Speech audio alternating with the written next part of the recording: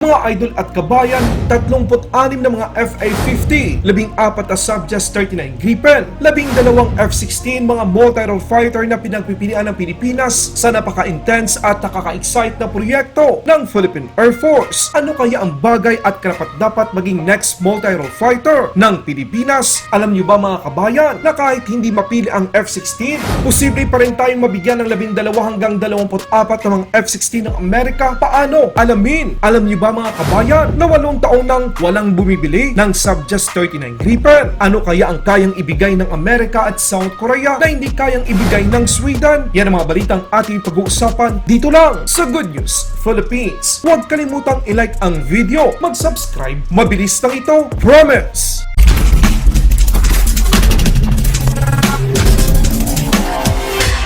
Nang sinabi ng South Korea na handa itong mag-supply ng 3 squadron ng mas advanced na FA-50 sa Pilipinas, hindi sila nagbibiro. Kinumpirma ng Inquirer.net sa kanilang inilabas na artikulo na merong deal na ino-offer ang Korea Aerospace Industries sa Philippine Air Force. Hindi rin imposible at nakapagtataka kung sakaling ito ang makuha ng Philippine Air Force bilang mga karagdagang sasakyang mandirigma sa hinaharap dahil una, mas mababa ang presyo nito kung ikukumpara sa mga multi-role fighter na ibinebenta ng Amerika at Sweden. Pumapatak lamang sa 2.8 billion peso ang presyo ng isang FA-50, mas mababa sa F-16 Viper na 3.52 billion peso at SAAB JAS-39 Gripen na 4.68 billion peso bawat isang eroplano. Gustong-gusto ng South Korea na dagdagan ng 36 na mga bagong modelo ang kasalukuyang 12 mga FA-50 ng Pilipinas. Pero good news pa rin mga kabayan dahil kahit 36 na FA-50 o 14 na SAAB JAS-39 Gripen ang mapili ng Philippine Air Force para sa mga multi-role fighter acquisition project nito, posible pa rin makuha ng Philippine Air Force ang 12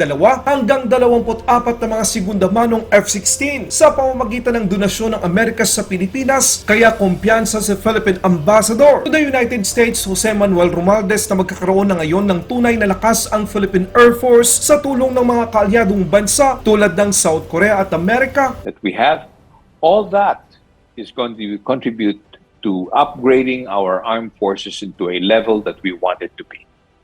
We are working at it, and we will get to that point. And I can tell you that all of you who are having what you call doubts, this a negative view or right. doubts of where we're going, you will be completely wrong in due time, because our armed forces is going to be an armed force that you have to contend with. So, You know the old saying that that our Air Force is all air and no force? Right. Well, you're going to be wrong soon.